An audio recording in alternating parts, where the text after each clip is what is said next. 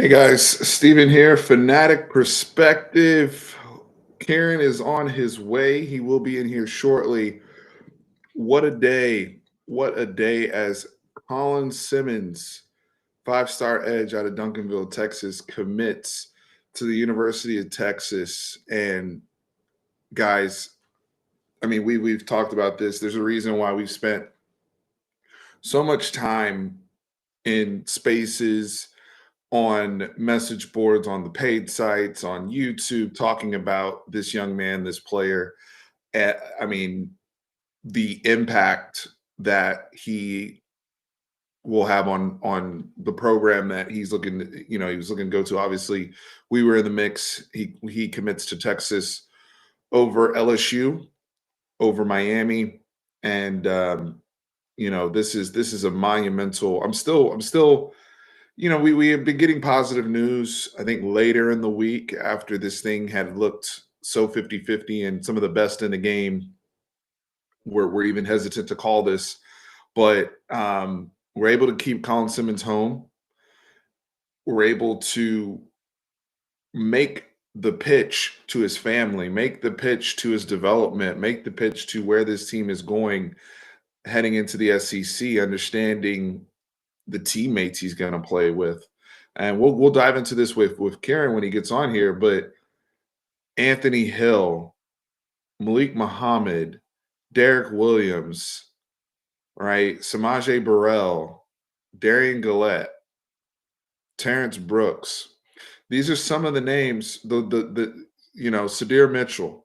These are some of the names he's going to play with on this defense.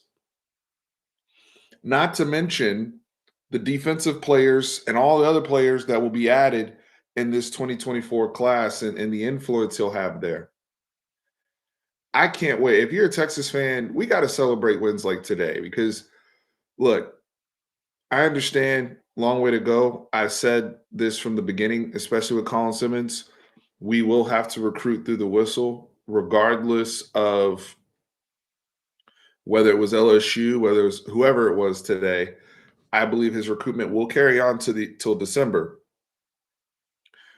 But when he picked up that second Texas hat and duped everybody, that was a declaration. That was a win for Sark and this staff and Jeff Banks and PK and Steve, right?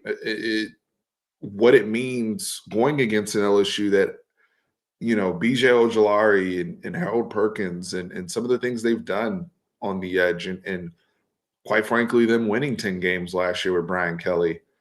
It shows the belief as well, too, with where we look like we're headed, especially when you think of the names I just mentioned that Colin Simmons will be able to play with. So, y'all, I'm stoked. I'm stoked.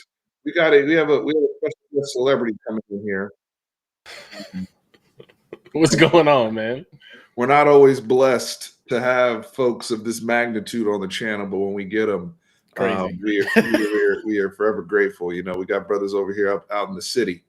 In all honesty, though, in all seriousness, I'm messing with Karen right now. But Karen, for those that don't know, Karen is a Duncanville alum, and Yes, I will say I gave Karen some crap many moons ago about Chris Thompson's recruitment when he decided to go to Auburn out of Duncanville. And ever since then, Karen, the pipeline's been steady under Sam. And I give you a lot of credit, brothers. As you've ascended, these brothers are starting to come home. So, or stay home, I should say. Karen, the floor is yours, man. Colin Simmons commits to Texas. Duncanville Panther. How do you feel, man? Duncanville Longhorns, man. Cedar Hill has been the Longhorns for a while, but now, Duncanville's the Longhorns now. But I'd say this though too. I'm so excited. Not just for Colin and like Duncanville, just and Coach Sam, but I mean the University of Texas. I don't think we've had an edge rusher of this caliber on campus since maybe a Sergio Kendall or Brian Arakpo. I think he's that level of special. I think he has that level of bend. I think coming out of high school, he's more highly highly touted than even like a Joseph Osai was coming out too. So it's really solid to get that type of pickup. Still a little bit upset at the coaching staff for not even taking a look at my boy Caden, Mr. 10-2 himself. You know what I mean? Probably going to run 10-1 next track season. You know, a little upset, but also very happy for Caden too. Even though we were going against LSU for Colin, you know, I was excited to see Caden go to LSU and not OU, so I could root for him with some form of integrity as a Texas Longhorns fan. So it was cool. Really happy for Caden, by the way. Seeing him and his family interact. I posted that today on Twitter after they won the state championship. But the type of runner he is, LSU's getting an outstanding player. You know, in the sense of Caden, and you think about your boy DeCorian was sitting there in the stands, taking all of this in. That's the big fish in next year's recruiting class, in my opinion. I think that's going to be the other one that everyone's like, dang, we need DeCorian. We need DeCorian. A lot like how everybody feels about Micah Hudson. I think it's even going to be bigger than that next year with DeCorian, just because I think wide receiver is going to be a real position to need come next offseason. So we'll see. We'll see with all the guys that they're going to end up leaving. I think we're going to be looking to get that next crop of very special wide receivers. And there's one thing about Sark that I like. You don't really struggle to get wide receivers on campus, man. As you can see what we got in the room right now. So I'm very excited to see what happens with my boy DeCorian. Just keep the Duncanville pipeline going, man. You know, that's what we got to do. It's been going strong, brother, and I've been impressed with, honestly, the Dallas Fort Worth recruiting. I mean, you look at Jonte Cook from DeSoto, and you know, just the amount of work. You can say it. The South Dallas recruiting. You can say it. It's okay. Oh yeah, we got Billy Wall, Malik Muhammad. You know, shout out to Sock. You know, we get brothers now, bro. I always give my Houston guys some flag, man, because you know I'm always on their case, just saying, you know, we got to start recruiting Dallas again to win some natties. But you know, no coincidence, Sark comes in and starts recruiting some DFW kids, and we back in the conversation for playoffs and such. You know what I mean? But I'm gonna let it slide, Houston. You know what I mean? You're welcome for Colin Simmons. You know what I mean? You're welcome for the DFW kids. You know, but I'll save the trash talk come December when it's time for Duncanville to repeat as state champions. Guys, as you come into the chat, make sure, especially on the day that Colin Simmons commits, it's free to show love. Hit the like button. If you want to be a part, just hit the like button. If you're not even subscribed, subscribe. We're an awesome YouTube channel. Obviously, we're getting big dogs on here like Karen. So why not? I mean, subscribe to the channel. Hit the like button, the whole thing. Been at it, man. Been at it. I remember when Steve was living in Austin and he was streaming after 2019 LSU from a gas station on the brink of tears. You know what I mean? So hey, make sure you guys support the channel. That Todd Orlando, dog. Yeah, the zero blitz yells was crazy. That one, I remember when he broke his lamp after we lost to OU in 2020. If y'all are real supporters of Fanatic Perspective, y'all know the moments. You know. I was a fan long before. So yeah, you know, shout out to Steven, man. You've been at this for a long time, and I'm very appreciative. Thank you, brother. Thank you. We love what you've been doing over at Overtime. They're lucky to have you, and man, I love, and Karen, off top, I was just saying the energy in the fan base. It's good to have days like this. It's good to celebrate your wins. You know, yes, they'll get on the trail. You already saw Sark was on the FaceTiming with Okoye, and the coaches never stop. That's the coaches, right? That's their job. They make millions of dollars for that. But us as fans, taking these moments in as we see the steps that are being built, as we see the progress, and the roster management just continues to impress me under Sark. They continue to knock it out of the park. I know I may come off hard or harsh about my expectations when it comes to the season, because ultimately they have to win on the field.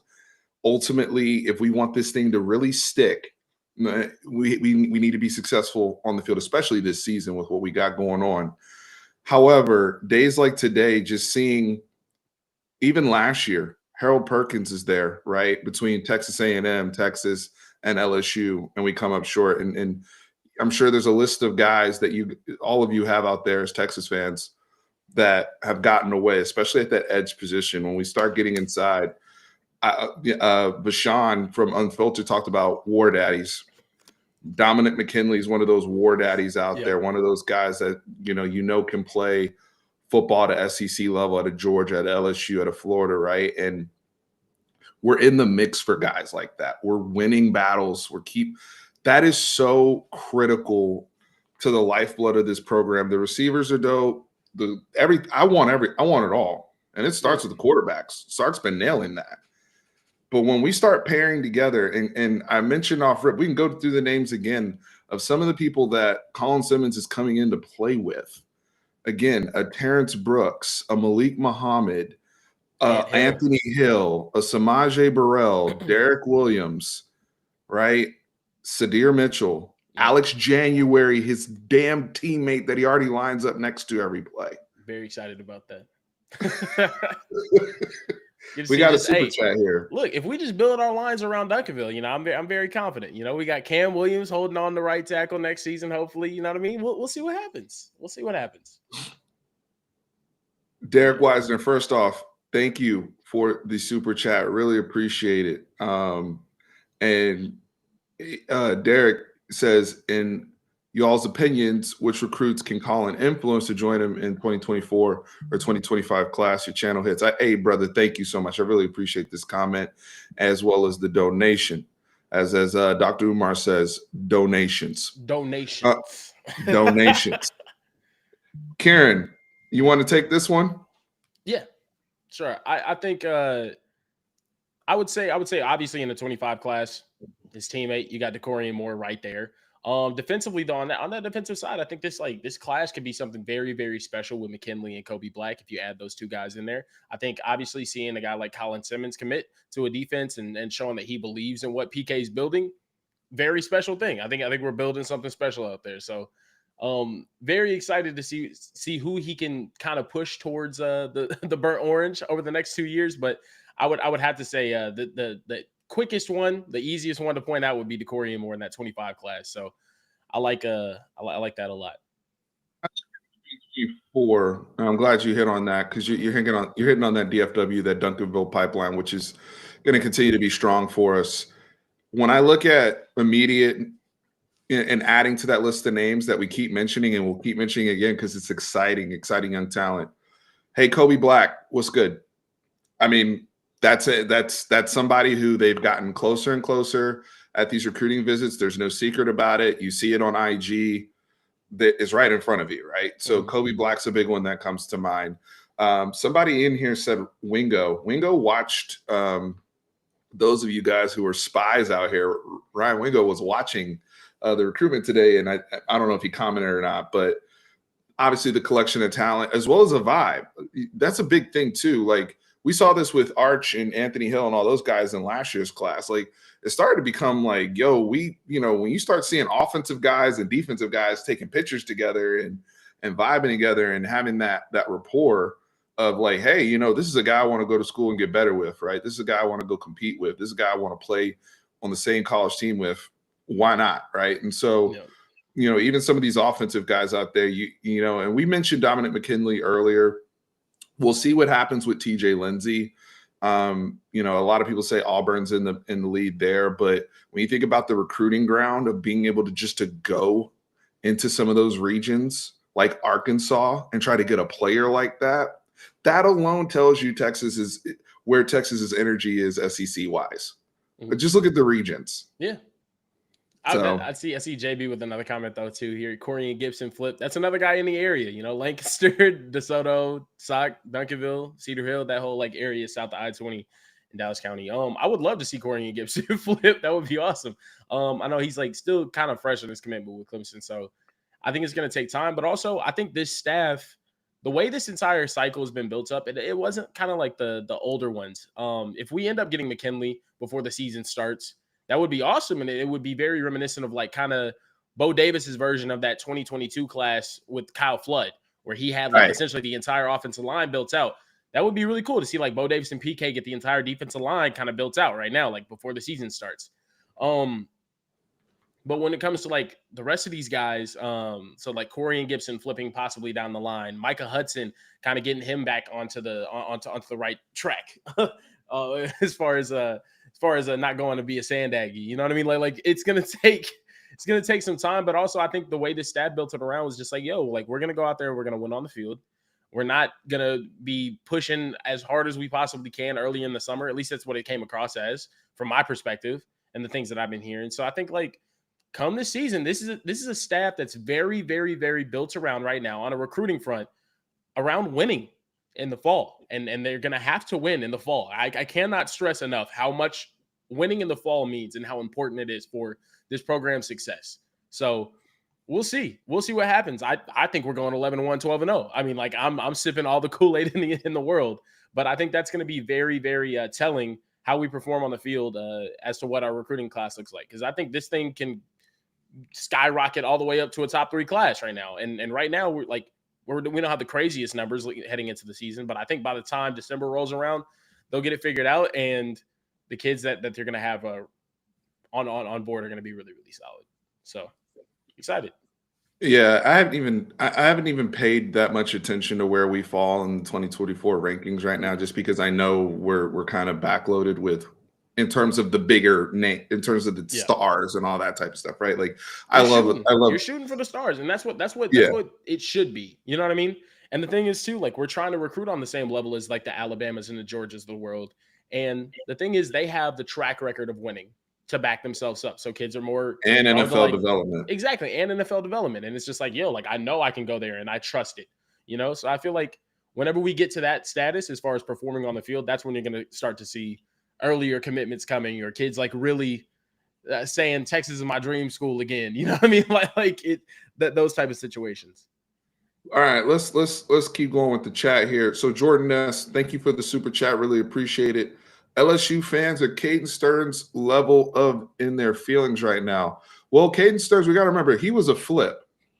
He was originally committed to LSU, and then he flipped.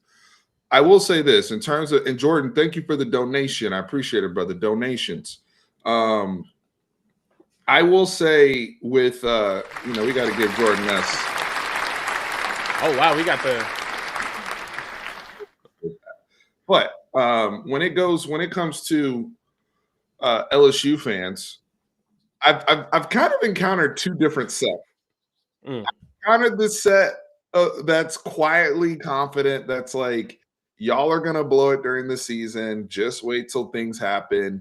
We still have the OV, which I do think he's gonna go on. That Colin's gonna go on. I think he's gonna go on. Yeah. Yeah, we still have an OV that he's going to go on. I believe Florida is coming in that night. Y'all, we'll play the long game. We'll see you in December. That's the one set of LSU fans. There's the other set of LSU fans that have egg on their face because they were talking out their ass and didn't even want to acknowledge when the ship was sinking, even with their mods. And now have gone to he's overrated. He isn't this. Those are people you don't ever want to pay attention to. The people that flip on the player, that were in love with somebody, and we saw this big time with Arch. Okay, anybody that changes their evaluation of a player because he doesn't pick your school is not somebody I want to talk ball with. Georgia. Yeah, that's crazy. So let's keep it moving. Oh man. Let's see. The staff is persistent. No, the staff is, and they're great at building relationships. This is something else we've talked about before, even where they've taken L's, where they've come up second or third in a recruitment for a player. I mean, that's kind of the core of our team right now to some degree. When you really think about the core of our team, Quinn Ewers, right? Xavier Worthy. Yeah. Like when you think about some of these players that we currently have here right now, even Anthony Hill, I'm going to get to Colton Bassick here with this question because I think this is a good question. That's what they calling him. I get scared when people say stuff like that. It's crazy. Baby Bosa for Bassick was crazy. But yeah. No, I think I'm going to be very confident when it comes to the edge room heading into next season. If you actually get Colin Simmons on campus and recruit through December, that's the thing. You're gonna have to recruit through December with Colin. But man, I think Barron's gonna be back next year. I think you're gonna have Barron as your go-to strong side defensive end. Plus, you're gonna have Burke with year of experience, and I think he's probably gonna start. Jamon Tapp still in the fold, and it seems like he's scooting up the depth chart recently as well. Vossick's gonna be there vying for playing time, and then you have who I think is going to be the most gifted pass rusher to step on campus in years in Colin Simmons. I think we're going to have the ability to get to the quarterback at a very, very high rate. And I think given, and the thing is, if you also blend that with a solid interior, I'm going to be excited. That's why I think McKinley is such a huge, huge addition, because some of the guys that we've got in the interior, they're kind of tweeners. Some of them like we don't know if there's like that surefire production there.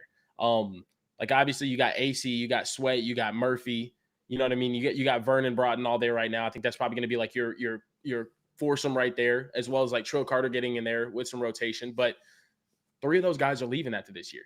You know what I mean? So we'll see what. 2 of those guys at least are leaving after this year. So we'll see what happens. Do you think? I mean, where else? We've talked about Vasic and some of these guys in the rotation.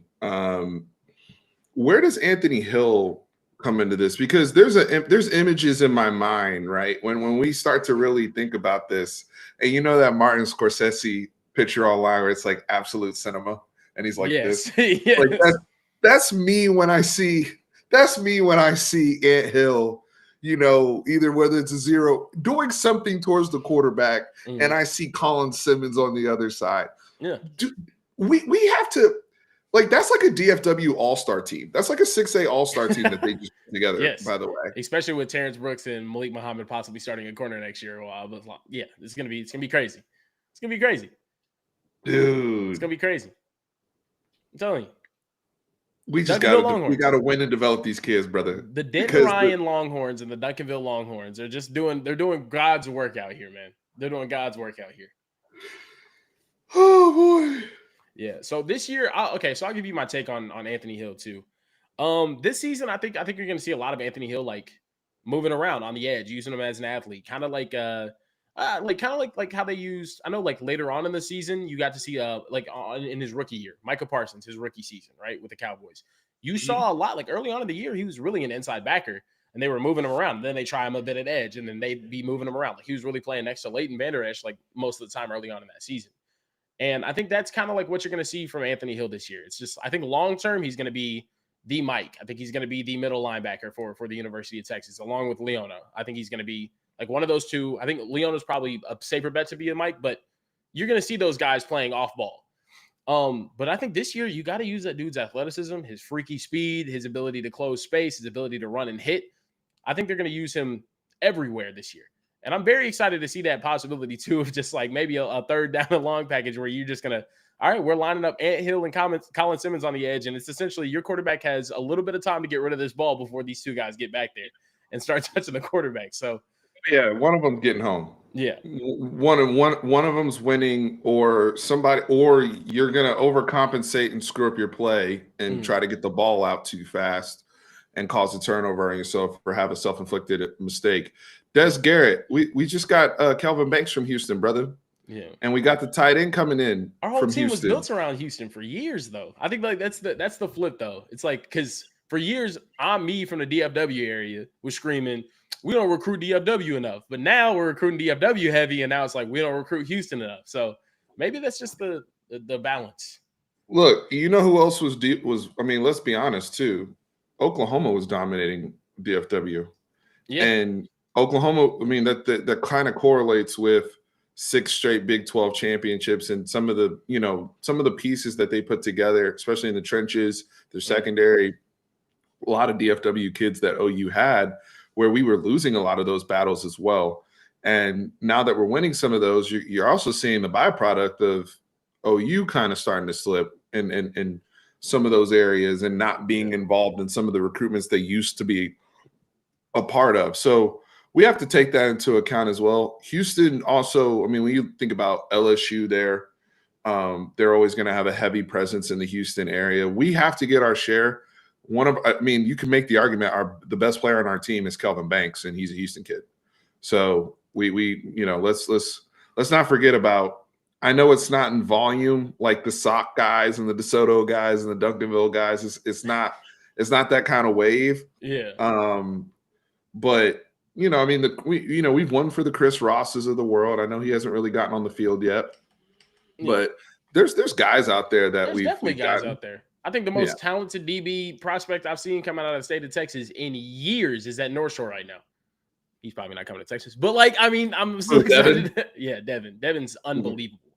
So yeah, I think Houston's still gonna get. I think Houston's still gonna get recruited as much as DFW does, but I think right now, I think DFW is just kind of like I don't want to be the one to say it, but the Rational Texas says DFW right now has more talent. I'm sorry, bro. Like how can you say that? How can you say that's wrong? How can you say that's wrong? They won every state title last year came from north of Waco. Like it did. I'm sorry. Like it's where it's at right now. Damn, even Alito got, or was it? Didn't Alito get one too? Yep, like, Alito got one. DeSoto, Sock, Duncanville. I'm telling you, stuff. They said get Jonah Williams, linebacker from Galveston. Jonah's my guy. I love Jonah. Freak athlete. Praying he goes to Texas. I'm on a kid every single day. Every single time I talk to him, I'm talking about Jonah. Go to Texas. Please don't go to A&M. Please don't go to wherever else when you go. Like super duper talented kid. But yeah, that's just kind of what it is right now. DFW is popping right now. And there's been times where Houston's been more popping with talent. You saw that. Yes. Like, honestly, early 2010s, like DFW had some crazy talent, right? We had, like, those couple of players. But, like, man, like, you saw a bunch of kids from Houston going crazy. And those kids from Houston are in the league. The Calebon Chasons, you know what I mean? Like, those guys, Houston's popping too. But right now, it is what it is. You can't say Texas doesn't recruit Houston. You just can't say that. Especially when you get a Christopher Ross from a state championship winning squad down there. When you get Kelvin Banks, like arguably one of the highest rated player when it comes to draft stock on our entire roster right now is from the Houston area. I just don't think you can say that. They're definitely recruiting Houston. Interesting conversation. I mean, I see where Des is coming from. Des, are you currently there? Because I'm not, Des, he's a long time subscriber and I trust his football eye, and presence matters. And if you're not seeing the coaches there, if you're not seeing the presence there in certain areas of Houston, I mean, we have to factor in as well. Houston is massive. It's a massive area. You can spend a whole week in Katy area alone just recruiting those guys. I mean, Ryan Niblett from Houston last year. Forgot about him too. Like they're giving away Fort Bend, Pearland, and Manville. Oh, I will agree with this. We haven't really recruited anyone from those three schools in a while. Last kid I remember us getting from Manville was like Reggie Hemphill Maps. Yep. That's the thing. Tom Herman recruited Houston heavily though, but he didn't really recruit Dallas. You know what I mean? Like, he was going to recruit Houston heavily by proxy of being the Houston coach. Yeah. I mean, it's true. I am, as of right now. Jaden Chapman from the Houston area too? Like, now we're getting kids from Houston. I'm telling you. I think, and he might be more so talking about, I mean, Kelvin Banks is a top tier guy. Everybody, we had the whole Oregon conversation about NIL when it came to Kelvin Banks last year. And the whole thing from that standpoint. But the rest of some of the other names we've mentioned, maybe they're not like the type of tier guys he's talking about in comparison to the type of tier guys we're talking about in DFW that are headline type guys. I get it. I most likely am not. I'm probably going to stay in DFW for the Bama game. Kieran, are you going down? No, I'm going to be there. Yeah, I'm going to Birmingham, and then I'm getting like a rental car and then driving down that day. So I'm very excited. I'm going to be drunk and screaming at. I'm gonna essentially just play a horror movie down there in Tuscaloosa and pray for the best. A night game, Tuscaloosa. Texas is gonna win by double digits, and I'm gonna be talking my shit. It's gonna be great. It's gonna be great, man. It's gonna be great. Furious Bama fans. Yes, it's gonna be awesome. Oh goodness. Let's see. My man Isaac has a question. Let's see. Steve, I know you played QB today. Quinn stated that sometimes checking the protection is better than scoring a TD. I'm curious for you what that kind of comment means for you from a QB's perspective. So I didn't see the full comment in context, but from me processing this, we are a position of habit and consistently trying to do the right things. And a lot of times, you'll score a touchdown, but you go back in the film room and it's like, we did this, and this wrong, and it's not sustainable. It's not the best practice that we should have moving forward to show true understanding of the offense. And especially in a practice and setting an environment, checking protections and understanding, hey, this is going to keep me protected and healthy on the field. B, my understanding of the defense and how they're trying to attack me. I'm going to counter and get the ball out to my weapon. So my takeaway from this and my interpretation of this is not hearing the full context is more so long term. This is the best practice. This is the most sustainable way for me to play quarterback in this offense versus me turning up one time for a touchdown that might be BS, because we have seen some of those before. Karen, you have any thoughts? I watched his entire press availability today, and I loved what he was saying. He said that earlier today. He was just like, sometimes checking protection feels as good as throwing a TD. And also he's talking about he's kind of embracing the small things, and his understanding of the playbook has grown, and he feels like it's playing a more violent version of chess, which I love. Like, it was a great quote for Quinn Ewers. Like, honestly, it's different. And you saw JT say last week on press availability, it's like once Quinn cut the mullet, it was like he was a completely different person. Like, he's way more vocal now. He's saying a bunch of stuff. Like, it's just different. I think I'm very intrigued to see what type of performances we see from Quinn this year, but he's saying all of the right things. And he seems like he's in the right headspace. And I do like that. Like, him saying checking a protection feels as good as a touchdown says that his head is where it needs to be. It's about getting his team in the place that it needs to be. It's more of a facilitator's mindset rather than I'm the star of the show type mindset. It's what Steve Sarkisian preaches. He wants a guy who's like the Mac Jones type that's capable of getting the ball where he needs to be. And also, he also had a great quote. Someone asked him about missing the deep balls last year and what has he done this season to kind of work on the deep balls with AD and with Isaiah and X and all of them. And he was just saying, hey, like last year, I feel like I was always trying to throw the perfect ball. And I wasn't even giving my guys like a chance to make a play. He's just like, I have very talented wide receivers. I wasn't giving them a chance to make a play. I need to give them a chance to make the play. Because if I give them a chance to make the play and I throw a halfway decent ball 80% of the time, these guys are so damn talented, they're going to make a play on the football. But I wasn't even giving him a chance. I love that quote. I loved it. And I think he's working on the right things. So we'll see. I'm very excited to see what Quinn looks like out on the field, because it just seems like the maturity's gone through the roof. One more thought to the Quinn thing. Now that as you were talking, I thought of this, especially the way you said it. Since you watched the presser, you kind of said it in the voice of context. If Arch Manning had said that same comment, we would eat that shit up. Yes. Like, that's something a Manning says, right? Yes. Like, the way you said it, and like how they interpret and look at playing quarterback, we would eat that up. So we have to be thrilled that he is approaching and thinking about the position this way. Yep. If this is, I mean, that kind of speaks to holding people accountable in that realm of leadership. I said this so many times during last season when we were going through what I hope we look back as just the growing pains. The same way I look back at 06, 07 Colt McCoy, those are just the growing pains, because I saw what he evolved into, right? And so when I look back at last season, and I hopefully, like I said, those times are the growing pain times, I kept saying, yeah, at some point when he gains understanding of the offense, he will take ownership of it.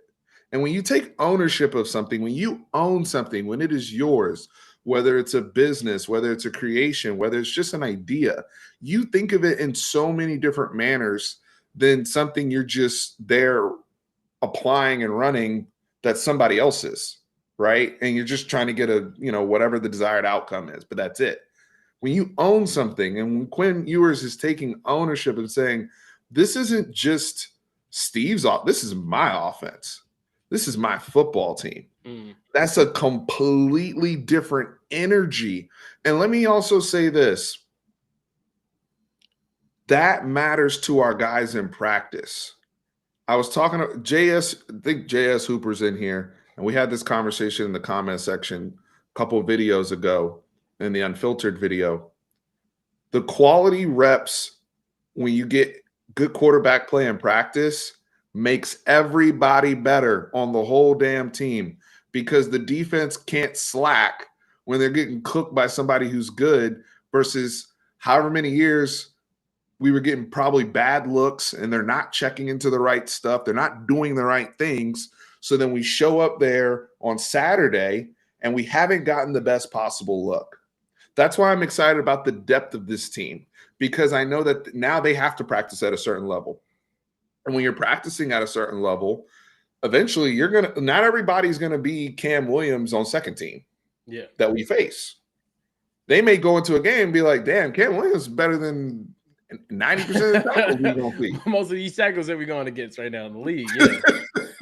That's another reason why depth matters. So we got to factor that. Like if the defense is over here trying to tackle Jaden Blue all practice, but Jaden Blue is better than all these other running backs. Yeah. We're gonna eat on Saturday. Like theoretically. That's what's been happening at Georgia, by the way. Yeah. That's why Alabama. So it's been happening at Alabama for years. Yeah, imagine lining up with a second team running back and it's Eddie Lacy and Derrick Henry. Because they had T.Y. like TJ Yeldon and them starting. Like, you know what I mean? Like, what are you supposed to do? What are you supposed to do? Oh, I think we got another super chat here. Hang on one second. I want to make sure I'm not missing you guys. Texas boy. I gotta get some of my Bama heads on here. Like Ty and that's the key in that game, in my honest opinion. Thank you for the super chat. How confident are you we can stop Bama's run game, or you don't believe they can win like that? Kieran just said it. Key to the game here, right? Now here's why it's a key. BOB's not there anymore. The style of play that Alabama is running or coming into this season with is going to be very, very different under Tommy Rees and the pro style system that he is bringing from Notre Dame. For those who haven't seen Notre Dame play football, you know, the Mike McGlincheys of the world, these big offensive tackles, guards, and whatnot. And when you look at Proctor and Rance and Latham and some of these guys that they're going to be putting out there, they have gotten significantly bigger. I'm talking about Alabama on their offensive line and their approach to how they're going to play football. And you saw in the spring game with Justice Haynes and Jace McCullough and all those guys, right? It is very clear what they're trying to do. Now, that's not to say that they're not going to still take their shots and throw the football. They have weapons, okay? They do not have a shortage of weapons. And we're going to see guys like Corey Brooks and Jalen Hale and some of these other people out there. Bond and Malik Benson can fly too. They're going to have speed out there again too. Yes, but I think the way that they attack us is going to be off of play action of them trying to ram the football down our face, right? Yeah. So where my concern comes in, and this is a question I've asked really in terms of I don't think we can see this until the game starts. Can I you know, are we going to set the edge? Can you match up physically with them on that? Can we match up physically, like in that regard? Because last year they were playing, especially with Bryce Young. You're trying to play wide open, and you know, let's be honest, right? My boy back there was running Texas routes and dotting us up out of the backfield. They weren't really running between the tackles like that, right? This is going to be this is going to be the flip of it. It's going to be kind of like playing Kansas State, but with bigger people. This is old Bama. This is what you're going to get. You're going to get the Jake Coker Bama this year. Like and I think they're going to have the defensive personnel to do it. They're extremely talented on that side of the ball. And I think Kevin Steele is going to have them ready to play on that side of the ball too. And they're going to try to run the ball so they can control clock. They're going to try to play complementary football. It's going to be old Bama. They're going to try to beat you with their talent. The thing is, if Texas can stop the run, they win this game, and I think they do it comfortably. If they cannot stop the run in this game, though, it's going to be a long night. It's going to be a long night. It could still be competitive because I think our offense is still going to be so unbelievably explosive. But Alabama is going to be a team of old. If you see Jace McClellan, I see Jace McClellan, he's commenting there. Jace McClellan, Justice Haynes, they got backs. They got backs, and they have size on that offensive line. And the thing is, they're going to be leaning on them heavily. So that's going to be the key to the game. Do I think we can do it? 100%. I think I have a lot of confidence in Sweat and Murphy coming back, being the two guys that played the most snaps on the defensive interior last season, even more than Coburn and Ojomo. Surprisingly, you're going to have Sorrell back. I think he's not going to have really an issue setting the edge there. And then on that opposite side, I'm excited to see what Ethan Burke can do, because that's going to be the thing. Can that Jack can the Buck on that side set the edge consistently? And that's going to be the question. But you have bodies there. I mean, like, apparently Jamon Tapp's up to 260 pounds. If that's the case, I want to see him actually have success stopping a run out there. You know what I mean? But you have guys out there that I think you'll be able to rotate in and do well against the run. And if so that's the other thing. Depending on the quarterback matchup, if it's one thing we didn't. Let me ask you this: did we? But we got to talk about Milroe. He out of that room. Now we know what Buckner played real football at Notre Dame, and he got hurt, and then he came back and played the bowl game. Blah blah blah. Mm-hmm. Ty Simpson didn't really play like that last year. Milroe started a game, right, and actually played some snaps when Bryce got hurt. One element that I'm concerned about that I didn't really even see us, and I could be tripping y'all, but what running quarterback did we play like that would play in the manner of a Jalen Milroe where he could run maybe 15 times? Like, was it, I mean, even somebody like a Donovan Smith that we saw at Texas Tech, that was more short yardage, Tyrone swoops, big personnel type runs. Yeah. I'm talking about somebody that most gifted runner of the football that we've seen at quarterback and like under the staff was Caleb Williams, but that's not the same defense. Like I wouldn't say you even have that caliber like of. I don't know. We played a lot of mobile guys, like Frank Harris, very mobile, but they were guys that would evade to throw, or more so Bryce Young evade to throw. We haven't played. I mean, you look at Milroe run zone read against Arkansas, and when he pulls it, he hits a seam, he's gone. Yep. That kind of scares me. I haven't even seen us try to defend that. And B, let's say we're occupied, we're doing well, we're handling the backs and all this type of stuff, and now you're throwing Milroe out at me, and Ethan Burke and them are there trying to figure out who has the football. You know, and you're going to be disciplined. Do we have good eyes? Who's going to give us that look in practice, right? To be ready for those type of things, right? Those are some of the questions I have that I need to see us defend that style of offense, because I don't even think anybody in our conference is going to run anything like that. Yeah, so it'll be interesting. I don't know if Milroe's going to be the guy. I'm praying every single night that he's not, because I think that's if he's not, it takes our preparation gets easier. Yes, I 100% agree. Our preparation gets so much easier if it's not Jalen Milroe. I think Jalen Milroe scares me. He scares me just because he is a threat to crib it anytime he pulls, and that's dangerous. With that much talent on the team, that's very dangerous. But we'll see what happens. Jordan, thank you for the donation. I don't remember Eli sitting at Ole Miss, brother. I thought he played pretty early on after was it Romaro Miller? I believe Romaro Miller was the starter at Ole, unless you're talking about somebody else. But I remember Eli getting play time pretty early on that year at Ole Miss when he got there. For those who don't remember Romaro Miller, he was a brother that used to play quarterback at Ole Miss, number 11, before Eli came in there. And but I don't know. I got to look that up. I don't think he sat. I don't know. But I appreciate the donation.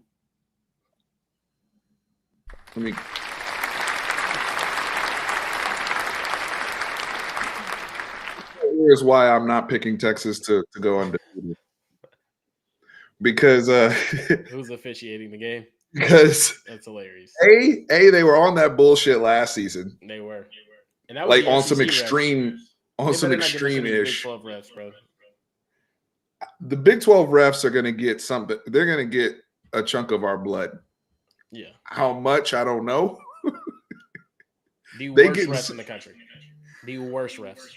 Big 12 refs. We leaving with something. No, I'm very scared about this last season and any sort of close game. The good thing is, I feel like the worst officiating stuff always happens against Oklahoma State. We don't have them on the schedule, so I'm excited for that. I don't know what it is about playing Oklahoma State. For whatever reason, we get the worst end of the stick, whether it's 2015 with Charlie last year when we didn't get like a single call and they got like 15 or something like that. It just like it always happens with Oklahoma State. So I'm very excited we're not playing them.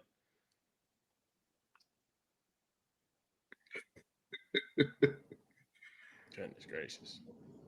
Hold on. Y'all, by the way, we got 325 in here. Please hit that like button, show us some love, subscribe the whole bit. We appreciate everybody that's in here rocking with us. Colin Simmons to Texas. Getting back on track I know we're just living in the chat right now. This is a little mini celebration, of a hard fought recruitment, a recruitment that is still going to be ongoing. Okay, we got to win games. If I was Colin Simmons, I would take my OV to LSU. I've said that, and see the process all the way through. But damn it, we are happy that he picked up that second Texas had today, and joining this young, talented Texas defense that's being built under Steve Sarkisian, Pete Kwiatkowski, Jeff Cho, the whole gang. I mean, they're doing it at all three levels, Karen. When you think about the young talent back there, I'm so excited to see Derek Williams play football this year. Yeah. I mean, even the young guys this year, we talked about Derek Williams, Jelani McDonald last year too. Jelani, we haven't even mentioned Jelani McDonald. Yep. You got a lot of talent back there, man. You got a lot of talent. Ooh. My brother. We got it. Oh my goodness. We hadn't even mentioned Jelani McDonald. Yep. And then you factor in, Gillette when he's all the way, when he gets all the way back. Right. Yeah. Right. Yeah. I mean, those are guys like Gillette was one of my favorite players in that class, just with the way he can move and the versatility. I mean, it's similar to McDonald where, he can play all over the place. I mean, 3-level defenders, right? And so, my goodness. But Colin Simmons is a guy that's also going to bring a lot with him, as he said, and as he's proclaimed, right? And so we saw that bump last year with Arch Manning and some of the guys that came in and the momentum. I think you start to see that here at the beginning of the season, especially if Texas starts getting off on and popping. The Dominic McKinleys that are still out there, the Kobe Blacks are still out there. We mentioned Ryan Wingo offensively. These are the big names. Obviously, the staff is still doing their evaluations. Guys' senior seasons are about to kick off, so I'm sure they'll fall in love with somebody who, is a late riser. They always try to keep a spot for somebody like that. So lots to pay attention to there. Sorry, it's a crazy comment. Oh my God, what's going on in the chat? No, just the hot take. Colin wouldn't have committed to us if it wasn't for having Arch Manning. I don't think that played a factor, but having Arch Manning is always a plus, 100%. But I don't think that was. They said it like he had like a picture of Arch on his bedroom. Yeah, that's what I'm saying. Nightstand. Completely different class, just different side of the ball, nothing to do. No, I mean, hey, but if he believes in the future with him, I completely get it. That was funny. Sorry, I just saw that one a little bit earlier. You want to take this one, Karen?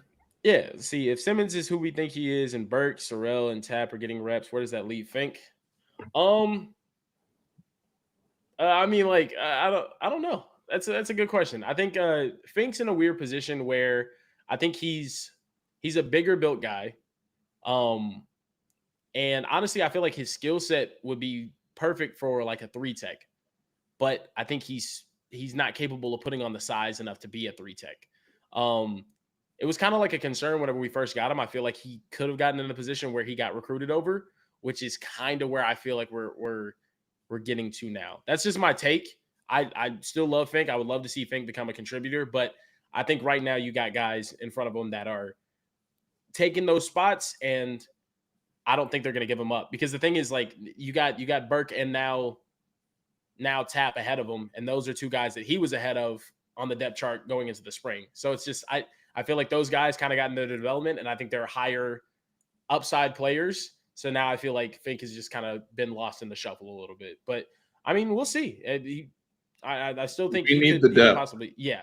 Yeah, we need the depth, and that's going to be key this year. I will say one thing I did hear was Fink was able to kind of learn and practice Buck and Jack. Mhm. So if I he would love for can, him to be the two deep in the buck. Like, so especially on like running downs, like if you need help there, like to me, he reminds me of like a smaller version of Sorrell.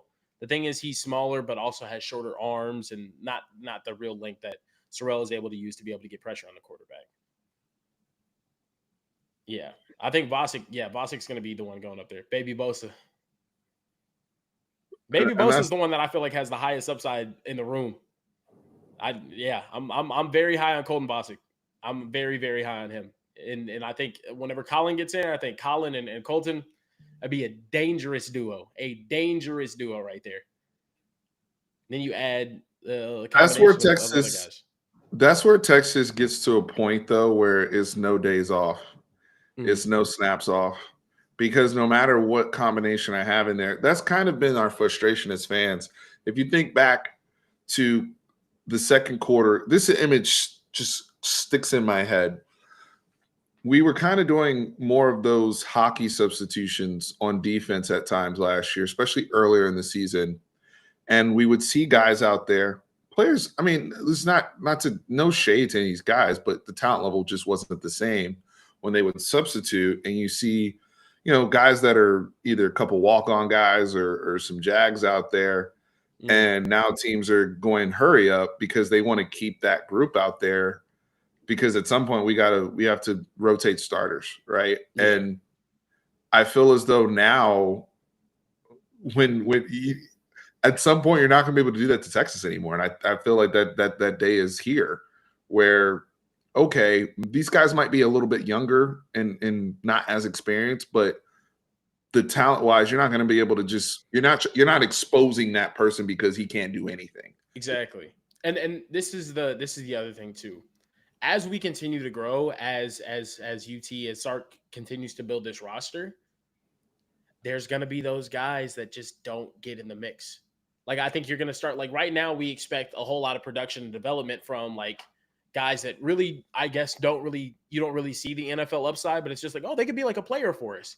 The thing is, though, as you get better and better and better, Georgia has a roster full of guys outside of Lad McConkey, or like the very few guys that they have that get to like make that impact, right?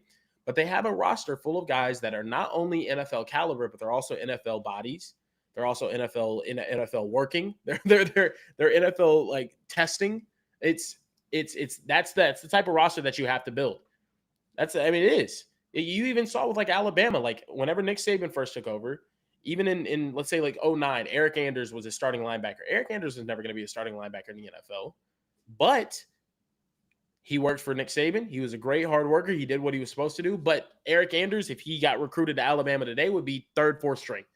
He'd be a depth piece. You know what I mean? Like, it's just that sort of thing happens whenever you start building that program and you get the recruits over and over and over and over and over again. Dave is just in here talking, man. That's crazy. Yeah, and that's another Texas, thing too. I saw Fink more as a strong side D end to help on rundowns than I did a pass rusher from the Buck. Yeah, Burke is. I think Burke and Bosick, as far as pass rushing are, Burke, Bosick, and Tap, as far as pass rushing are concerned, give you more, in my opinion, than Fink does. that But that's just my take. versatility, that versatility is great. Um, I do think that in certain situations, though, that can become problematic depending from a situational football standpoint. Mm. And we've seen that happen on our team sometimes. So I want to be careful with that because that puts more onus really on the coaches to always have the right group in the game at the right time. I mean, I was on Hook'em Horn show, and they had brought up a good point about some of the interior defensive line rotations. And if you go into the advanced stats, when Vernon Broughton played next to Alfred Collins, our run rate went down versus when we had T. Sweat and Murphy together. But Vernon Broughton could play next to T. Sweat and it didn't go down. And Alfred Collins could play next to Coburn and it was fine. Those are the type of things where it's like, who's playing next to who? Is Ethan Burke playing next to T. Sweat, right? Is Anthony Hill in the game? Yeah. Is David Benda instead? Is it Blackwell instead? Like, what are the combinations? I mean, it's still that's where it really gets complicated as a coach when you have guys who this guy's good at this and this guy's good at this, but they're not combined. And so, you know, we want to encourage some of these guys to work in the game. If Fink can get there as a pass rusher and become more consistent, great. I mean, because we know he can hold up on first and second down against the run. I know I don't worry about him setting the edge as much. But I also don't want to have a jag in there when I know people are throwing and it's 3rd and 6. You know, it's Kai Money was the jag king. Shout out to Kai Money. He's at he went to A&M for I think law school, or not law school, but grad school or something like that. I saw somebody post that the other day. So shout out to Kai Money. Best of luck to you. Yeah. See, this is actually, that's a good question. How do you feel about like a GP's departure and how much that's going to affect the defense? You know how I feel about it. I feel like that was really PK's job that he did like a great job with last year. And obviously GP helped, but I feel like the majority of the credit belonged with PK rather than GP last year. But there's still, if we want to keep it a buck, there's still a small I know part a of our a fan base that does like, not trust PK, right? Yeah. That can't get past the first impression. Can't get past the first year. Okay, this is my thing though. If there's anything to tell you, first years are hard for a new DC implementing a new system. Look at how bad Oklahoma was last year defensively. They essentially had our defense in 2021. They were not good. Are you going to sit here and tell me Brent Venables isn't a good defensive coordinator? You know what I'm saying? Like, Come on, dog. Come on. Now, they had that guy in there who they'll tell you he wasn't really – they didn't really want him as the who's defensive. But I'm with you. If at some point Brent Venables is going to say – it's kind of like Sark. I'm not going to be the head coach of this thing and the offense is bad. Like if Brent, you know, same thing with Brent Venables. Like I'm still like our defensive line is going to be the things I'm known for. The pressure packages are going to be insane. Yeah. My defense is getting his talent now. Oklahoma's going to be much better this year defensively than they were last year. I can guarantee that. So we got some super chats here. JS was good, man. Donations.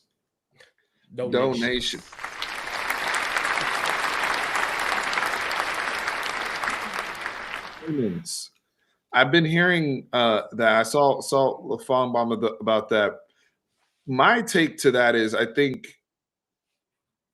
don't know if there's any one thing that was like took Colin over the edge or anything like that, but I will say Sark has been one of the best head coaches I've seen at being present and doing his part regardless of where that person plays. I really feel like whether he's in a receiver's room or a defensive lineman's room or a quarterback's room, there's a genuine connection that Sark builds. It was very obvious with Colin that you needed to connect with his mother. He needed to have a plan for his family and then obviously his younger brother, who he's very, very, very passionate about. You saw that today at the announcement. Karen and I, we saw that at the state championship game. I mean, that's no secret. It's also the other thing. I have a take on that, but I'm gonna let you finish your point. But I mean, really, I think it's a thing. But I don't think it was like the one silver bullet that like got us over the edge. I mean, but that's just my opinion. You can go ahead, Karen. I was just gonna say, I want to see moving forward. I want to see alignment when it comes to high level recruits, even if they don't compete at the state championship level and impress everybody. Because the thing is, I think like the impression of Colin Simmons was like, oh yeah, he's this great edge in the state of Texas. He goes out there, he has 5 sacks against North Shore in the state championship, and everyone's going crazy.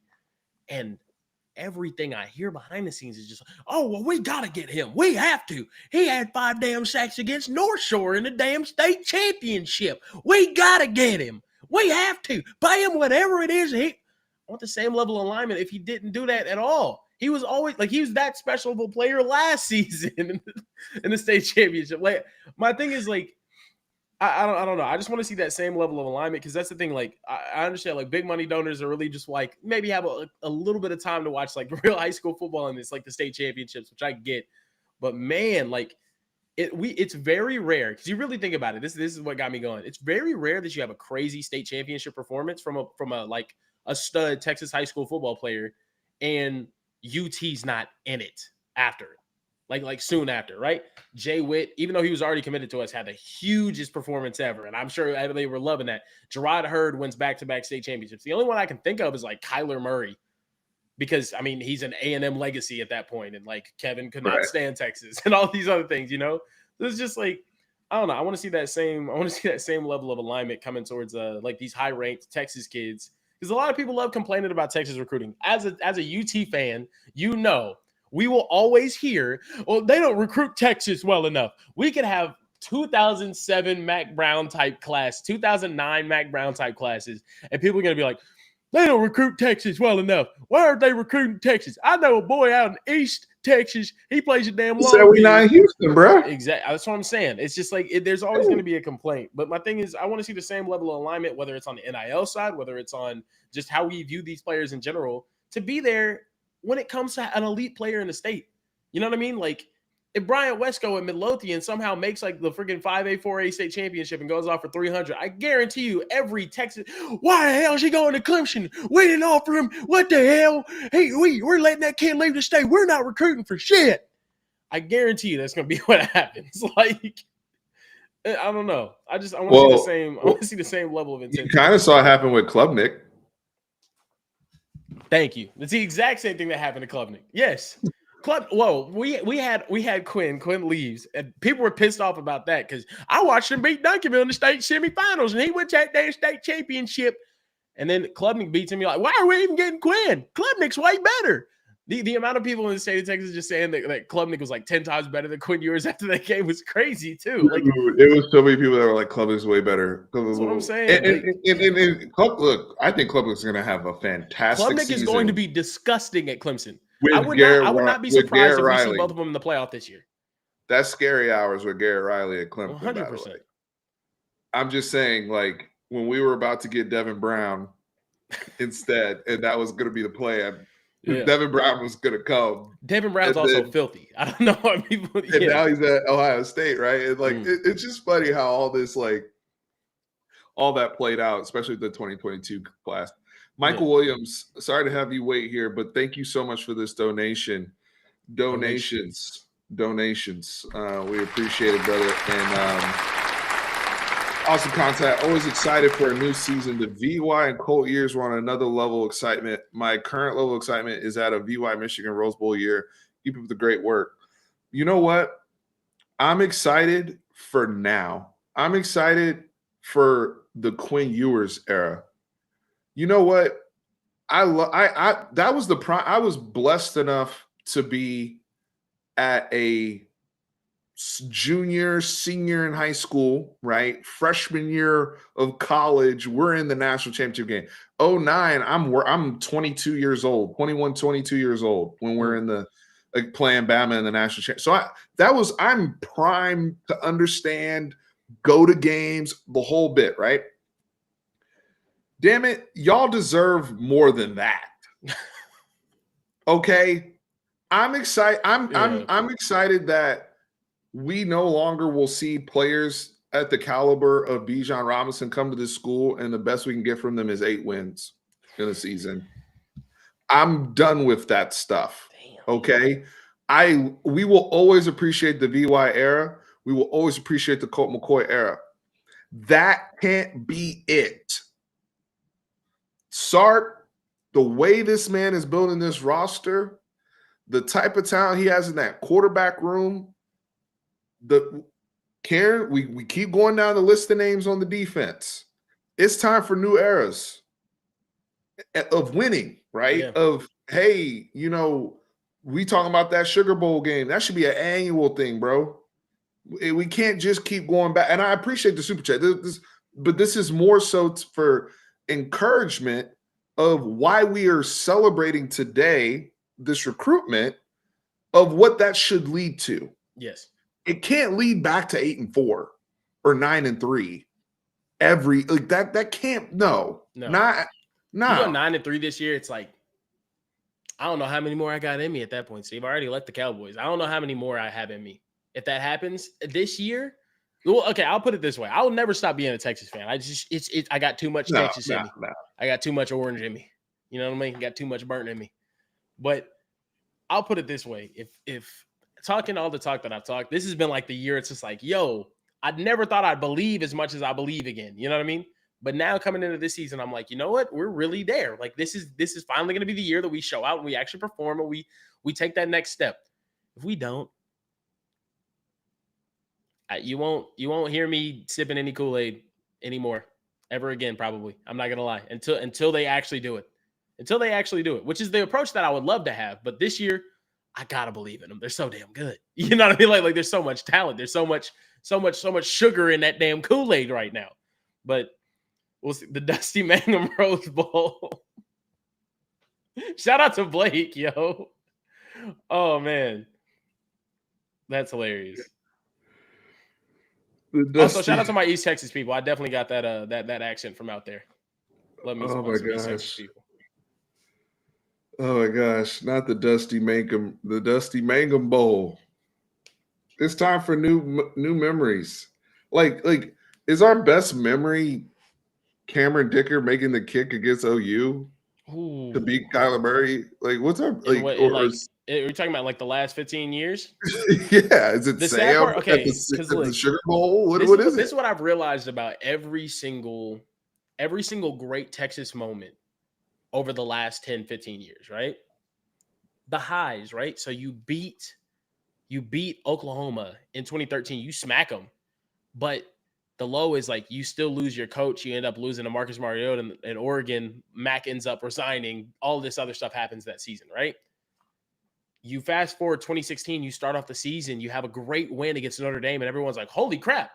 Joe Tessitore, dumbass, says, we're back. And that haunts us for years and years to come. Also, 2015, we think we found the quarterback that we wanted. He breaks Vince Young's all-purpose yards record in a game. And we lose because Nick Rose cannot make an extra point. Nicky Rose. You go to 2016, we have the Texas is back thing. You also lose to Kansas that season for the first time. We did it again later. You have a great moment in 2018 where you win the Rose or you win the Sugar Bowl against Georgia, and then Sam Ehlinger gets up on stage and gives us another moment that we cannot outgrow. It's like every single good thing we've had is followed by a terrible one. You show up, you're 4-1 in Dallas. You're playing against Oklahoma. You start smacking them in the first half. Caleb Williams comes off the bench, and then you lose 6 straight games, and you have a 5-7 season culminating in a loss to Kansas. That really tanked our whole year, man. Bro, we look crazy. We were 4-1. We look crazy good against Alabama in the first quarter. Quinn Ewers gets hurt, sucks the energy out of the room, and you lose a close game that you still should have won if the refs called a damn safety. Sorry, I'm still upset about that. But still. Get it out your system, brother. I have to. And then you proceed to have a very up and down. You lose to Texas Tech. You have players go on the field. Or you have fans go on the field and shove Ovia Gofu. Like there's always something negative following that positive. Somebody threw a hamburger at Brennan Thompson's leg. That's what I'm saying. So this is my thing though too. It won't surprise me this year for us to go to Tuscaloosa and beat them. That will not be the surprise to me. The surprise will be afterwards, not facing the disappointment that every other team that showed promise for the last 10, 15 years shows after that win. After that victory, after that moment, after we beat Notre Dame, we're thinking, okay, cool. Like we actually have a pretty solid squad. No, you don't. After the Sugar Bowl, we're thinking, okay, we're going to come out. We end up playing a really close game against one of the best teams that college football has ever seen in LSU. I'm just saying, like, we got to get to a point where we have the good moment and then we do well afterwards. Because remember we talked about this last year too, Steven. I was saying, yo, if we go out there and beat Alabama, I'm not even worried about winning or losing against Alabama. I'm worried about the emotional downfall leading into the next week against UTSA when Jeff Traylor comes into town. Yep. We managed it, but also, didn't we look flat as hell in that first half? Yep. That's what I'm saying. Like this is a team that has to learn how to win. And the thing is, though, that comes with experience. And this year, I'm very happy we have a team that is experienced, a team that's experienced tough, horrible losses, a team that's experienced being crapped on, like being slept on. Not like they've experienced the highs of highs, being these highly rated recruits and looking like really dangerous. And we're playing right there with Bama, and they've experienced those lows of lows. A lot of these kids experience losing to Kansas. So I'm excited that we have that experience on the team now. It's time to go out there and perform. Maryland games, those are really bad. Starting off the season with a loss is the worst feeling ever. I never want to do that again. Those Maryland games were nasty business. Feisty Manx, $5. Appreciate the donation.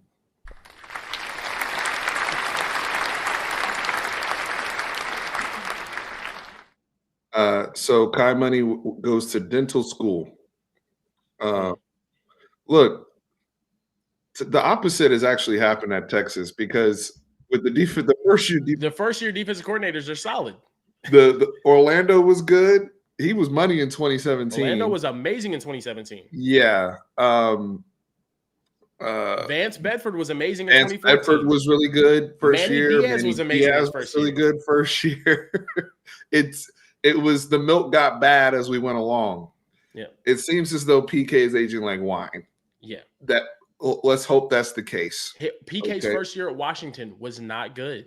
It was not good. They got their ass busted by Marcus Mariota and company. They got their ass busted by a bunch of people in the Pac-12. The thing is, though, when you're implementing a new system with players who are not experienced, they're learning it for the first time.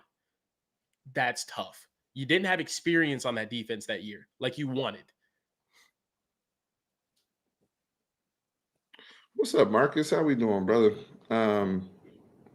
Muschamp had a rack pull Earl Thomas his first year. Yeah, that's another thing. We ignore and Marcus played for Texas, so he knows what's up. But these guys, context matters with okay, who had what. I remember Vance Bedford had a lot of killers too, like Jordan Hicks and Michael Thompson, who ended up getting drafted. Quandre, I think Quandre was still around then too. And then, obviously, the next group had Poona Ford when he was ready to make his run, and Malik Jefferson had developed by that point into a pretty good player. So context does matter in terms of what you're inheriting. But now we see I'm off all that because these coaches, the one thing we have is continuity now. Yep. There's no more like, oh, that's one thing I've enjoyed about Sark. You don't hear, oh, those are Tom Herman guys. Oh, those are. Remember the whole time during Tom Herman's era, it was, oh, those are. Some of them were even Matt guys. Mm-hmm. Then you had the Herman guy, or the Charlie guys. Y'all remember this? It was factions. Yeah. They all did best with the people before them, which is crazy, except for Sark. So look, Charlie did best with Max guys. But the guys that he brought in, it wasn't like they weren't talented because Tom Herman did best with their guys. Tom Herman's guys, Sark was like, get up out of here. Hey, we're good. Hey, Demo, you could stay. Bijan, you're amazing. I love you, Ro. You're good. The rest of you, let's hit that door. Well, half of them hit the door already before he even got on campus. I'm not going to lie to you. Get off the bus, Bo. Yeah, exactly. Exactly. Hit the portal. Tom Herman had players recording the coach in the locker room giving a speech. Crazy. I'm blaming that on Tom Herman 100%. But yeah. Hey, and also, guys, I'm telling y'all right now, I was talking to our good friend Hudson Standish about this. If I had to have the Shout out to Hudson safest bet, Standish. if I had the safest bet in all of college football, I would bet the over on FAU this season, where Tom Herman is. Tom Herman can fucking coach. He can coach. Excuse my language. He can Especially at coach. the G5. Especially at a G5. I'm taking the over on Tom Herman out of FAU. 100%. And Casey Thompson's over there too. Hey, that's what I'm saying. Tom Herman's going to cook. Tom Herman's going to cook next year. I'm taking the over on him. 100%. Bevo guy. Us selfishly sure. Bijan Robinson is currently the as of right now, this is I don't think I'm making this up. He's already the highest paid running back this season in the NFL. So as much as I would have wanted him, look, that's why I'm gonna say this point real quick while we're here making big picture points. This leads me to something else. As Bill Simmons says, Kyle, turn the TikTok camera on. Texas has to have a sense of urgency for winning because when you get elite players like Bijan, they're only going to be here 3 years. Yeah. You can't be like, I'm tired of hearing, oh, I wish so-and-so came back or blah, blah, blah came back. Like, that's why I'm on their ass to win the conference right now. Kelvin Banks is a 3-year player. They're 3-year players. I think Jonte Cook's a 3-year player. Like, you don't C4 have all probably the a 3-year time. player. Yeah, you don't have time. You got to get to it, bro. You got to get to it. Also, shout out to Bijan, bro. One of the nicest, coolest. I know y'all hear this so many times, bro, but like genuinely, from the bottom of my heart, everyone that works with him in Atlanta, you hear things from people, but then like you know people that you work with that then they get to experience like time with him. Bijan Robinson is one of the nicest, most amazing people on the face of the entire planet, bro. Like he's a genuinely great human being. Everyone that I work with down in Atlanta, he went and visited. I think it was like last week or the week before.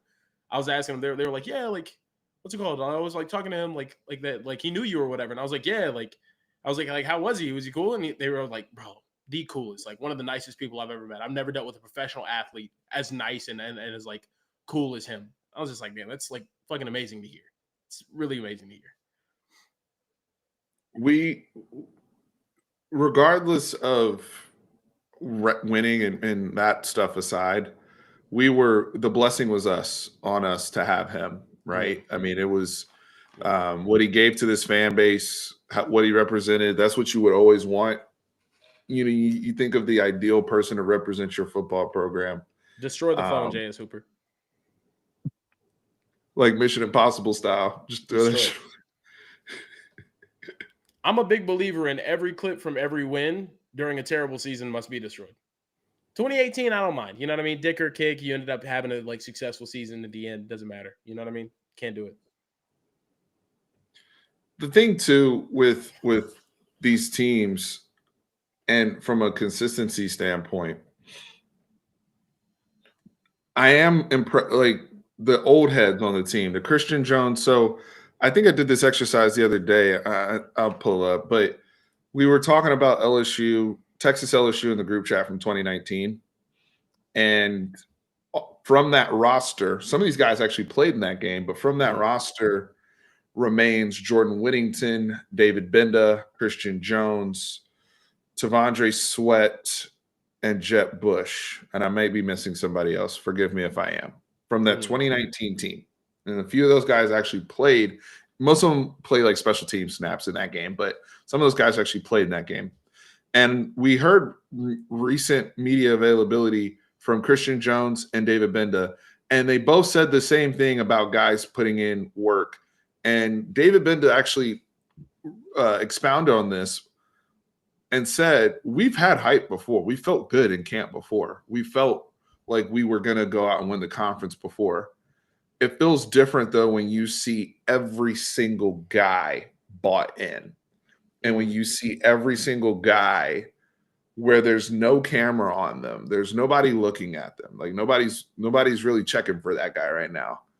And he's over there getting one extra lift, or he's over there going to film, like getting an extra 20, 30 minutes of film study and looking at the practice, like trying to tweak something, or working out with, pulling somebody aside from the staff to go over something. No coaches, nobody telling them what to do. It's not like there's 2 or 3 big rah-rah guys on the team that are like, we got to get together. You know, we've all played with people like that, all right? Yeah. Where they're like, or worked with some people like that. Everybody on the team seems quiet too. It's all just like everybody I talk to, they're all just quiet. I'm going to work.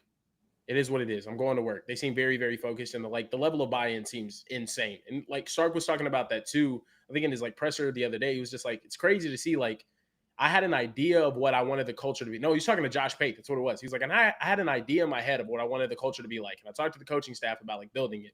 But he feels like this season, the team, and I know I'm pushing the real Kool-Aid agenda right now, talking about what a coach is saying. You know what I mean? But like he was just saying, like I feel like the players have taken this like to a completely different level. And like talking to JT's unbelievably bought in. And he's just talking about like he's very excited to see like how everybody goes out there and performs this year. And it really is a make it or break a year. This year's gonna hurt if we don't play well. Like, because it's just everything you hear about this team is positive.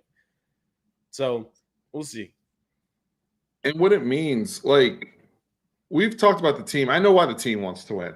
The motivation's there. Certain guys have different motivations. Some guys, you know, want to win for Texas. Some guys need to up their stock. They know they need to come back and play really, really good ball. They need to look clean on film.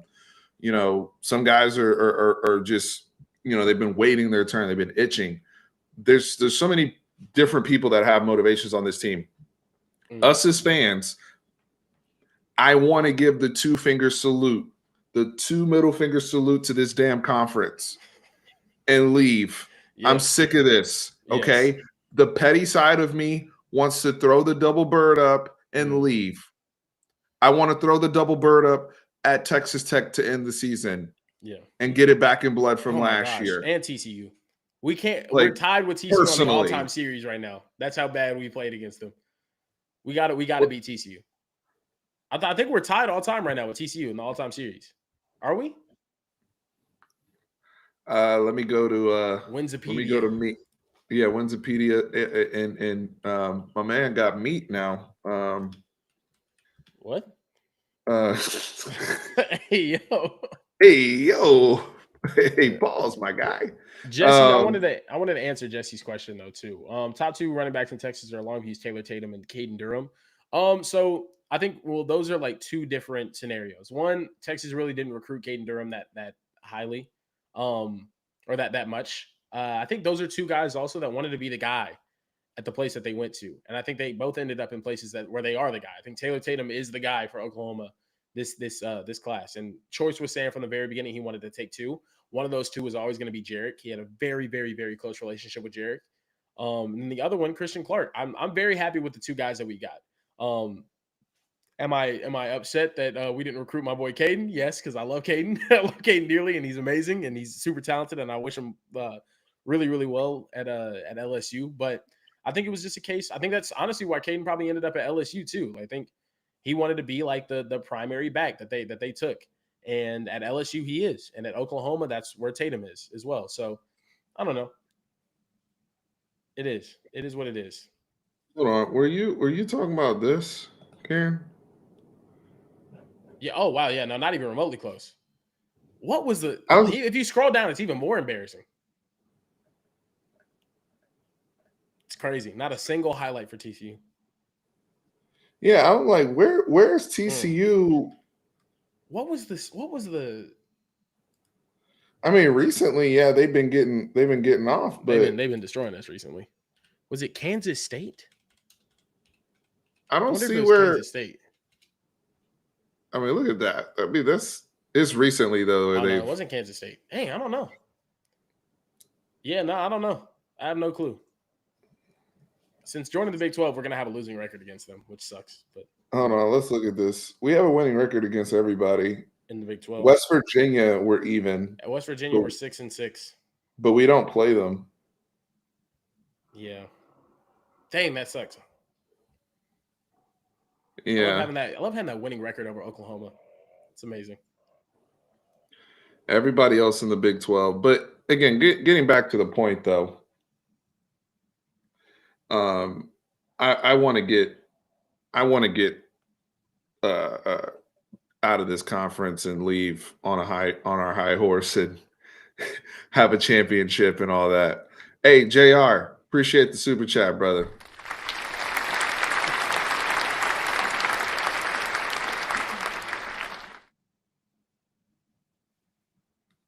Yeah. Jesse Wyatt. Let me see here.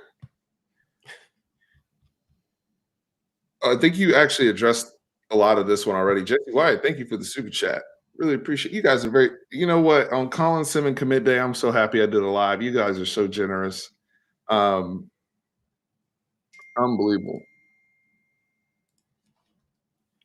You know, this is something where we'll probably get to look back because I like our takes, right? With between Gibson and Clark, but they're out of state guys. And so the Texas folks are going to ask those questions of one Tashard Choice, who did take 2 backs this cycle and took 2 backs the previous cycle as well. But when you look at the in-state backs he's taken, I think it's only Wisner that he's taken since he's been Yeah. coach here. I think that's the only Texas bred That's back. it. So You got to think. I trust Tashard Choice so much, though. He's the best recruiter on the staff. He gets whoever he wants. It seems like we got the number 1 ranked running back in the country when he committed Jared Gibson. You know, like I don't know. Dude went into Florida the past 2 years and took 2 amazing running backs, 2 of the top running backs in the country. What are you gonna do? yeah, guys are really high on Christian Clark. I'm yeah, very that's high what I on was. Christian Clark. I think Christian Clark is drastically underrated. That's what I was trying to. That's what I was talking about. Was the meat metric? That's what he calls it. is his counter to Wikipedia? That's Is crazy. Umlang? The Yeah. meat metric is crazy. That's insane. I have a hot take on Christian Clark, though. I don't even know if it's like a hot take. I think he's Arizona's version of Jonathan Brooks. Dude is like he's unbelievable.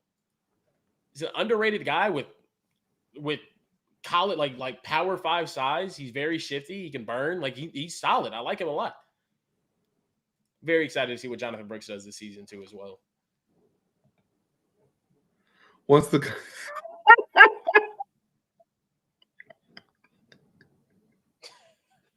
Yo, I love JR. Oh Hey, God. JR, are you going to you're in Bama. Are you going to the game? I hope you're going to go see our Longhorns, brother. Oh, yeah, I hope you are coming to the game, JR. You got to hit me up, bro. In all seriousness. You got a place to stay or I'm playing. Jeez, I don't know if I'm trying to be safe around that time. Hey, that's not how football works, Mark. You already know we're gonna have one where it's all hands on deck. Smooth season. Even when LSU had that year, they definitely had moments where they were sweating like crazy. Auburn, Florida, us. Yeah. No, they even had moments like that. I'm sure early in that game with Clemson. Like there's never the only smooth season I could ever think of was 2020 Bama. The only team that gave them any sort of trouble was the first half against Georgia. And and I guess that is Sarkisian, but like you're not going to see that ever again. I don't think. That was a COVID year, shortened season. No. Yeah, like no, I don't think you're going to see that ever again. They had a really smooth season. Yeah. 95 Nebraska is the first one that comes to mind. No one ever got within 2 touchdowns of them. Texas 2005, we ran through everybody until we got to USC. But then that was like the most stress-inducing game I think I've ever witnessed. The 2005 game against Texas A&M was a little stressful. Yeah, A&M was stressful. The A&M game, you one. I'm not saying this is me. One could make the argument that A&M game cost Vince Young his Heisman, especially considering what Reggie Bush ended up doing. I think that was the same time Reggie Bush went off against UCLA. It was like Fresno. He had his end of the season was insane. Like it was like Fresno State, and then he had the UCLA game where he was just unbelievable. Our 2005 UCLA game. What'd you say? I just remember turning on the UCLA game. I think it was something weird where they didn't have a conference championship game, so they played UCLA the same week. They played the UCLA the same week that we had a conference championship game. And it Oh, was against like I just Colorado. got done watching us blast Colorado 70-3, and I'm like, Vince is winning this Heisman. This is stupid. This isn't even a competition. And I watched like Reggie Bush like on the opening kickoff almost crib it and then like take a toss. So I was just like, oh, okay, I guess so. My little 7-year-old ass was like, man, he's really good. That's what time we on. He's really good. Yeah. Oh yeah, Ohio State earlier in that year too. I forgot about that. Yeah, the Lyman Swede one. Okay, let's talk Yeah. about this. Let's talk about this real quick. The Ohio State game, by the way, that was a great early season college football's here heavyweight fight. I think at that time it was number 2 versus number 4, if I'm not mistaken, or number 3 versus number 5, something like that. And that the atmosphere of that game, it felt big. We knew it was big. That Ohio State team ended up going to the national championship the following year, and obviously Troy Smith ended up winning the Heisman. And Ted Ginn and all those guys. And I just remember being so interested to see how Vince Young was going to match up against the great Ohio State linebackers with AJ Hawk and Bobby Carpenter, excuse me. Yeah. And all those guys back there. And it was mullet boys. Man. Yeah. That was you know what game reminds me of that to start the season is Florida State LSU in week 1. That's a matchup of like which one of you guys is going to be a serious contender this year. It's going to be a good one. Or you don't mean Miami A&M?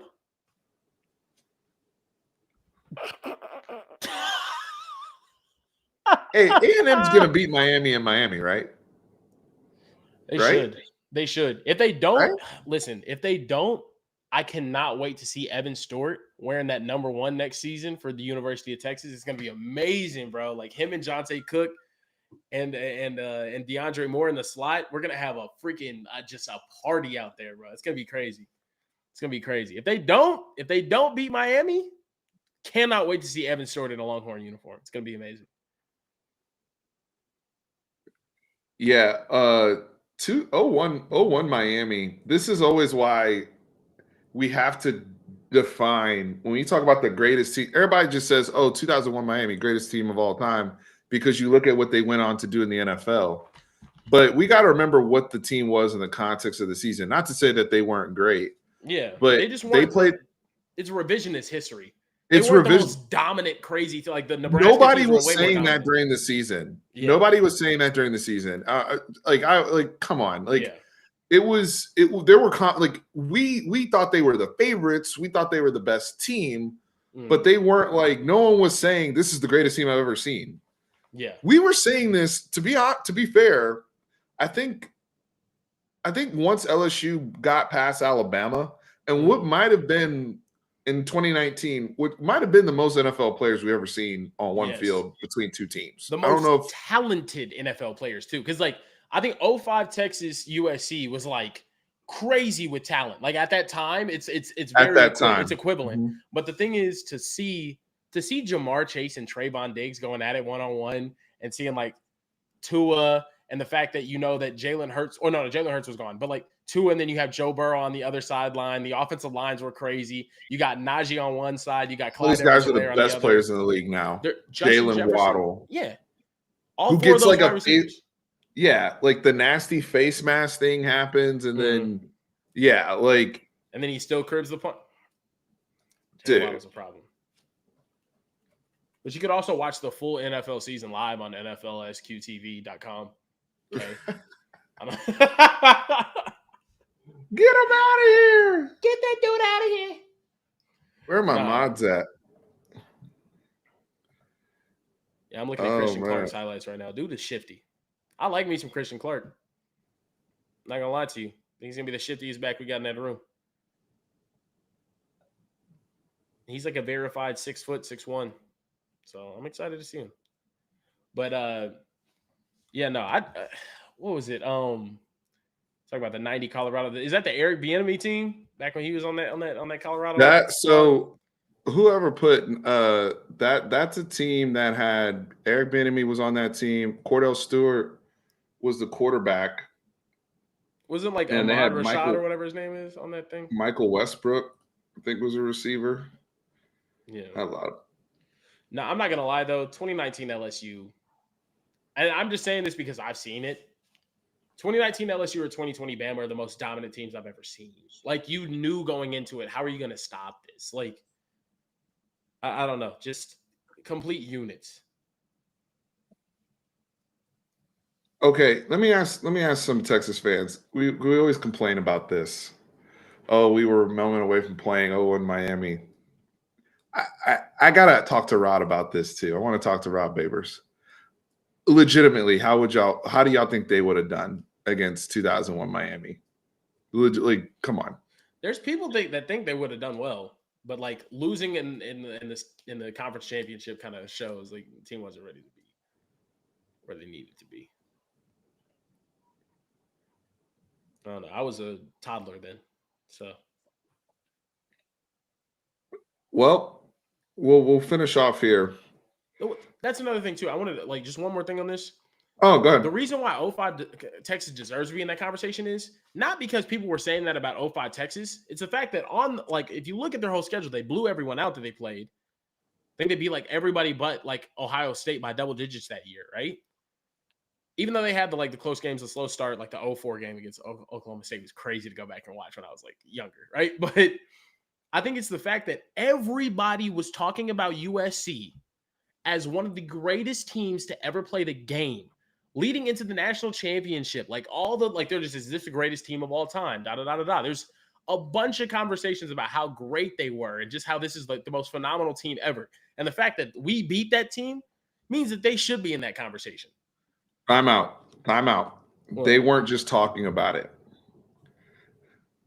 I'm gonna go back to the time machine. ESPN made a freaking show, a whole show. They manufactured a 30-minute program that aired during the time because think about the long window, the long layoff we have between the end of the regular season and when the Rose Bowl happens, right? It's big. Yeah. It's like a month. They had a show that would come on and they would debate the whole episode. I'm not joking. Curb Herb Street, all of them were on there. And they would pull all these classic badass teams and tell us why USC would beat them. This was before they won before they even played us. Yeah. Yeah. Am I lying? Folks out there, do y'all remember I saw that on the Texas, the little document, the 05 documentary. That's crazy. I watched it every day because I'm like, wow, these guys are the best players of ever. Like, we have no chance. Like, what are we gonna do? Yeah. And I mean, ESPN was going crazy back then. So yeah, that was like when you talk about FU mentality going into a game though, when you're a college kid, you can't give a team that's undefeated and that talented that much bulletin board material. That's crazy. And we just dropped 70 on somebody. Yeah, you just beat Joel Klatt 70-3. Poor Joel Klatt. Oh man. Bro City was Gale Sayers. He said it was the one time I kind of rooted for you guys. It made me vomit, but I didn't. It was outrageous, dude. It was outrageous during that period. So, but you also got to think I can't imagine if USC was that good now. Like, I know they're getting back to being solid. If USC could get that good now in the social media era with all of these things going on, because this is the thing, living in LA for a year and a half, LA only cares about two sports teams, no one else. They care about the Dodgers and they care about the Lakers. That's it. That is it. They don't care about sports outside of that whatsoever. Rams games, it's a networking opportunity. It really is. It's like going to the beach or something. People do not care. When they won the Super Bowl, they did not care. If USC gets good again, I cannot imagine how popular the players are going to be. Can you imagine Reggie Bush and Matt Leinart in the social media era? How many followers, how much status they would have, all of that. They were superstars. USC has a Heisman winner right now. He's nowhere near what Reggie Bush was. Nowhere near it. And he's eccentric and like popular and like has like all these cool things about him. Bro, I cannot imagine what it'd be like if they were back at that level. Reggie was with Kim Kardashian and people recognize Reggie. Yeah. Reggie was in Sierra videos. It's crazy. Like Reggie was sitting courtside. Yeah, Kim Kardashian was like Reggie's girl at one point. Yes. Crazy. It's crazy. That's crazy. Reggie was a king, dude. Matt Leinart, like, I mean, think about Matt Leinart. Oh, here we go. He said they're not getting that good with their current head coach. Yeah, I agree with the Jim Leonard take too, but yeah, I knew that was coming. Oh, that's funny. I love y'all are so consistent. Y'all are so consistent. I love it. Man, Matt, they were outside, bro. Like, I'm trying to tell y'all that it was even without social media, they were as popular as any NFL player. Like, that's how crazy, it was at that time. I don't know if we'll get back to college players like that again, though, because the NFL, like the way the NFL's really they've improved at marketing individual players, I feel like, over the years. Yeah. A little bit better than they were back then. But to think about how popular Reggie, like the last guy that was that popular was probably Tebow. Also, I think, or no, Johnny Manziel, Johnny Manziel, which I need to make my video about that. I'm gonna make a video about the documentary because I have a lot of thoughts on that. Johnny football at that time, though, that was probably one of the last like celebrity. Like he was a celebrity. Let's call it a straight up celebrity. Yeah, he was a celebrity. No one's been that big since. No one, not even remotely close. Maybe Arch is the guy. Maybe, and it's probably for good reason. But then Arch would have to play like Arch is probably going to play what 2 years at most. I don't unless we're just extremely dominant and everyone's like, oh my God, Arch Manning. You know what I mean? He's the next Manning. Sure, but fire. We're blowing and going in here, guys. But no, I don't know. But the thing is, like he said, Bijan was a sports superstar outside of college football. Nowhere near, though. Nowhere close to what Johnny Manziel is, bro. Johnny Manziel would have had, I don't even know how popular.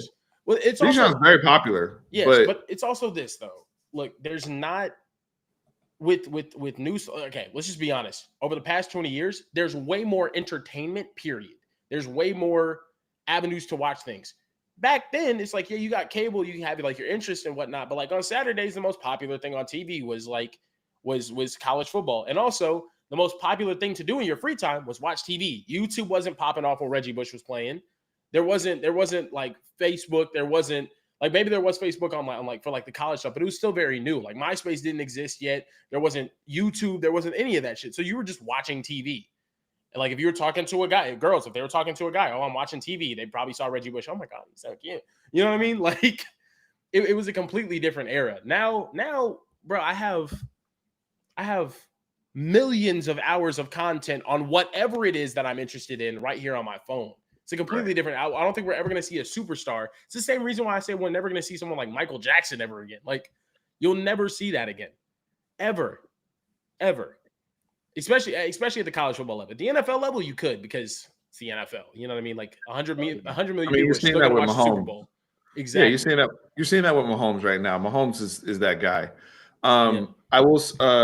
So Kyle, I'm probably not going to go, but there's some comments here for some Texas fans that are going to be there in the comment section.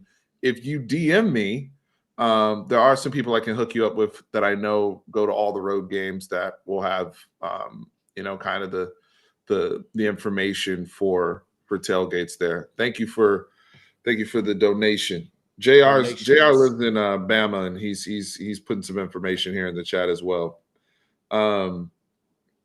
Yeah, I mean this era of football for college, though, I will say this. one thing that none of these guys have seen, and this is kind of where I'll start to wind it down, and it kind of relates to Colin Simmons and what we hope comes of this. They haven't seen Texas really up, not like what we were talking about. And I will say Texas, a good Texas that's a consistent Texas that handles their business against all the teams they're supposed to handle their business against and plays well in big spots and has the type of players that Sark has brought in. Like, if you think about Jonte Cook playing up to his potential, Jatavian Sanders playing up to his potential, Xavier Worthy having one last year, and all these guys, all 80 Mitch, all the list goes on. DeAndre Moore, right? And then the names we've been saying on defense. Not only is that star power, but that puts the school to me in another stratosphere because we do get a certain level of attention, positive and negative, for whatever we do. Whatever Texas is doing, it's news. So if you're telling me that we're actually doing things the correct way now and they are serious about their business, the staff and the kids, the sky is the limit with the type of coverage they can get. Quentin, you had to come in here with no. I'm gonna read this one. I'm gonna take your money, but no. You're trying to get me deplatformed, brother. It's crazy. I love you, Quentin. I appreciate it, brother. He said, "Sorry, we lost the game because she was in Paris." Oh man, I was done after that. Folks, I'm shutting it down. I gotta get ready for my day tomorrow, and Karen's on the East Coast. Karen, thanks for stopping through, man. Anything you want to promote from the OT side, from the all the ventures you got going on, brother? Man, nah. No, I got a lot of stuff going on. You guys know where to follow me.